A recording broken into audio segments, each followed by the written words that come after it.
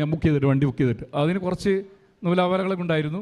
അപ്പോൾ ഞാൻ മാതാവിനോട് പറഞ്ഞു, ഇനി ഞാൻ സാക്ഷ്യം പറയാൻ വരണ്ടെങ്കിൽ ആ വണ്ടി പുതിയ വണ്ടിയായിട്ട് ഞാൻ വരും, അന്ന് ഞാൻ സാക്ഷ്യം പറഞ്ഞിരിക്കുന്നത് ഇവിടുന്ന് പറഞ്ഞിട്ടാണ് പോയത്. അതുപോലെ തന്നെ വണ്ടിയായിട്ടാണ് ഞാൻ വന്നിരിക്കുന്നത്. പുറത്ത് ആ വണ്ടി കിടപ്പുണ്ട്.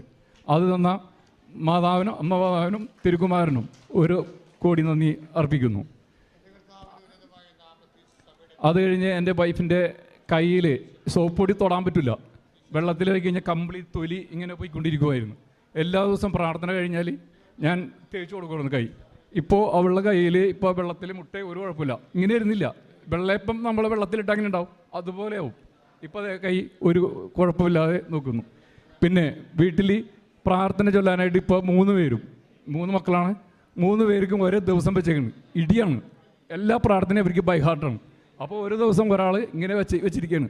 ആ അനുഗ്രഹം തന്ന അമ്മമാതാവിനും തിരുക്കുമാരനും 1000